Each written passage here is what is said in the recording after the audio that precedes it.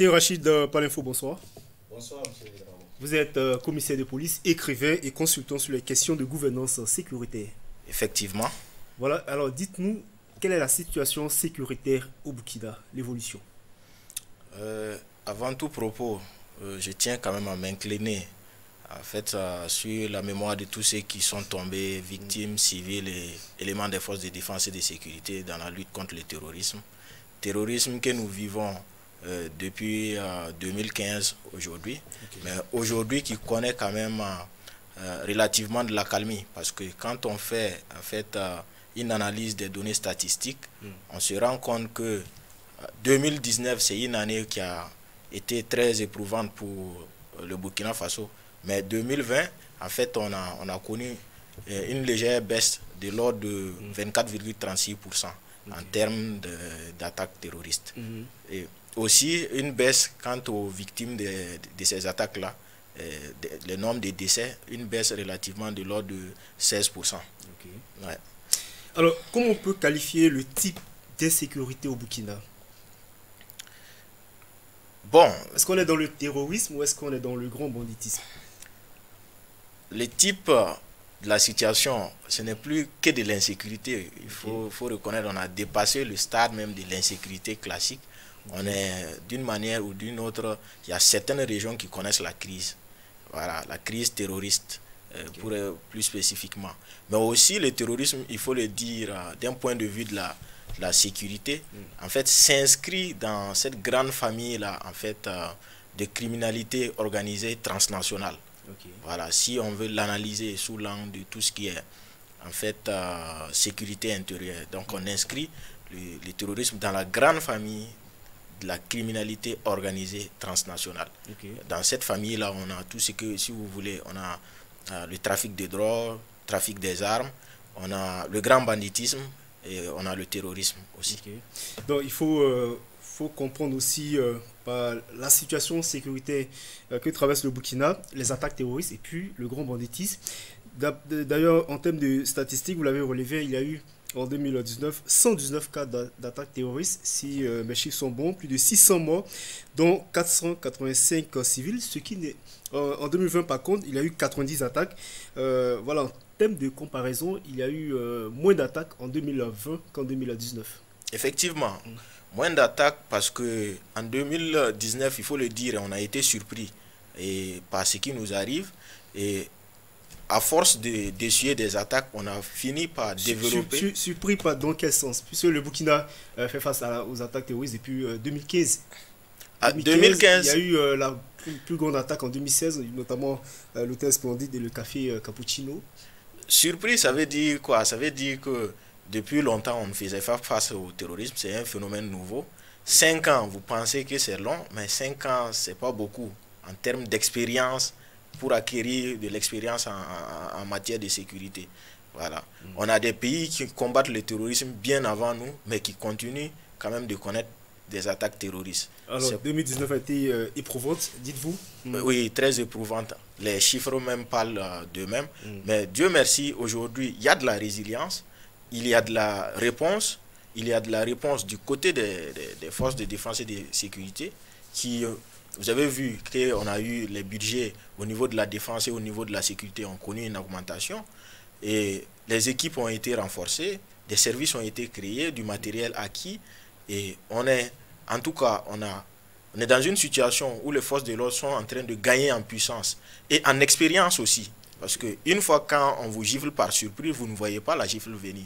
Mais plus on vous gifle, à un moment donné, vous allez attendre, vous allez voir la gifle venir, vous allez l'éviter. Et pour terminer, vous allez gifler la personne. Je pense qu'on est en train d'aller à cette phase-là. Et ça aussi, si on a atteint ces résultats, il faut aussi l'inscrire dans l'effort des volontaires pour la défense de la patrie, qui font un travail énorme, à côté desquels on peut aussi ajouter certains auxiliaires de sécurité traditionnels que sont le Kolwego et les Dozo par endroit.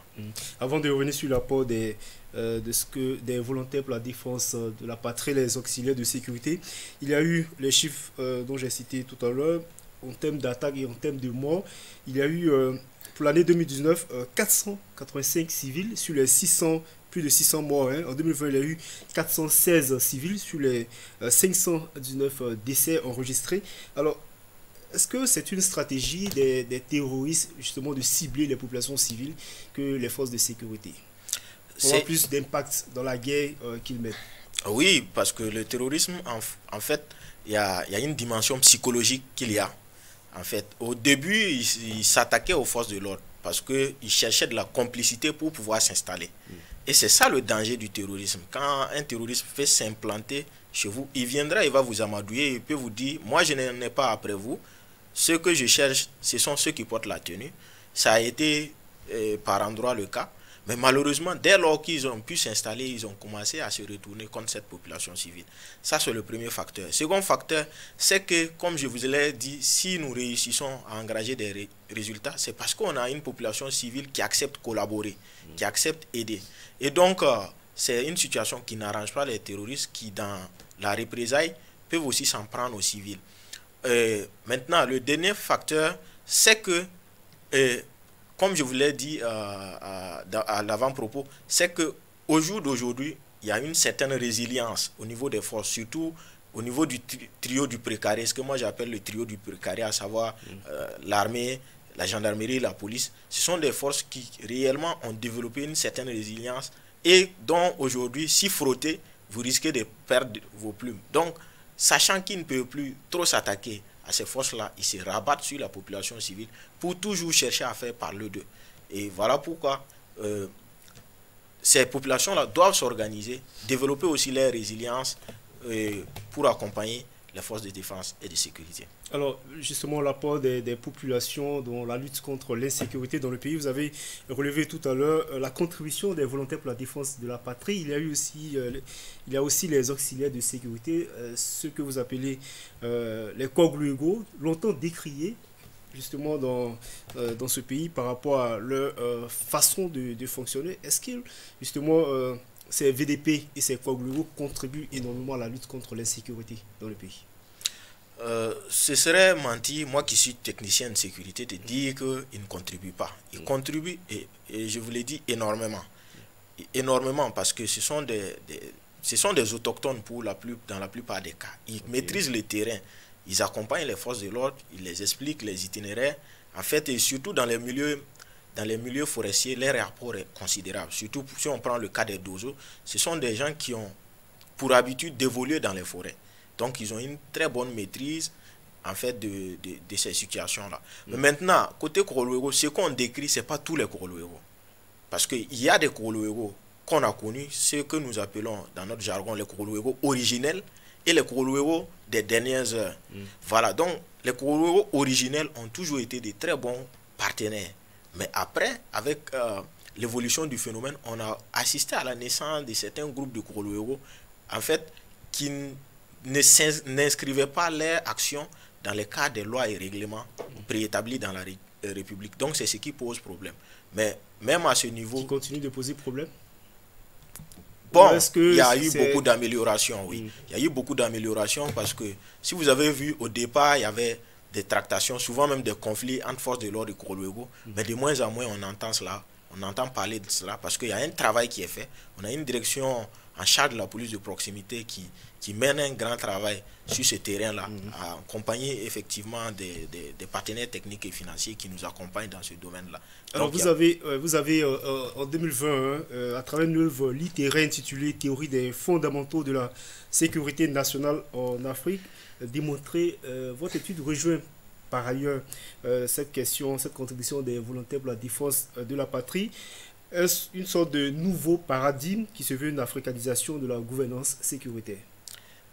Effectivement, parce qu'aujourd'hui, la question sécuritaire, nous la traitons, mais nous la traitons en fait selon une approche plus ou moins occidentale. C'est lié à notre passif.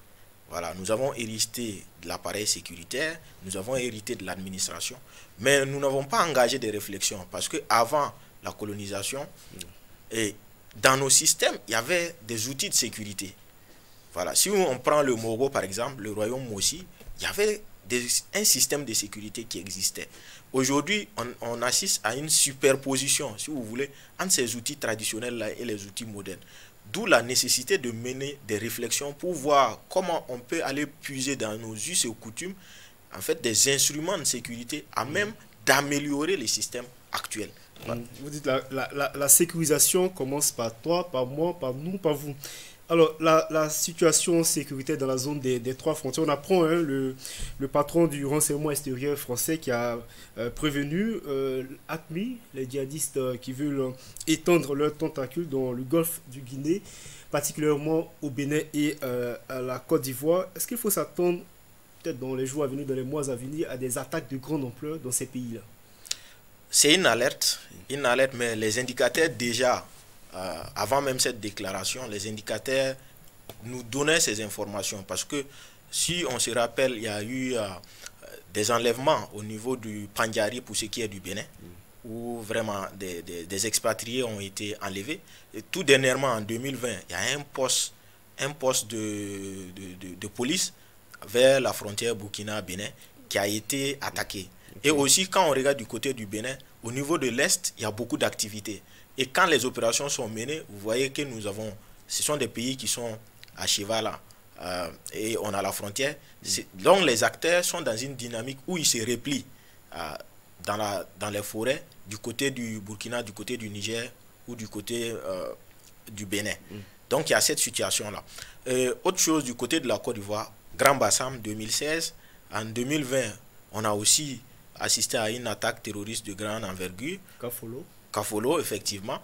Et aussi, on a vu même des opérations conjointes qui sont à saluer. Aujourd'hui, on a besoin de ces types de réponses-là. Il ne faut pas que les réponses soient en solo. Il faut que les États se parlent. Il faut que les États s'organisent. Il faut que nos chefs d'État se parlent et cherchent à mettre en place en fait des outils de coordination très tôt. Et l'alerte qu'il a donnée, il a parlé de ce que nous avons appris à travers les médias du Bénin et de la Côte d'Ivoire. Moi, je dirais que en plus de ces deux pays, le Togo et le Ghana aussi devront se préparer. Voilà. Ils devront se préparer parce que quand on regarde la bande forestière dans la zone, en fait, ça touche un certain nombre de pays. Voilà. Et quand on regarde les mouvements terroristes qui sont en train de descendre, et à travers la philosophie même de Al-Qaïda, parce qu'aujourd'hui, vous avez parlé des trois frontières, on a deux groupes essentiellement, et les GENIM et l'IGS. Le GENIM qui est adossé à Al-Qaïda et l'IGS qui est adossé à Daesh.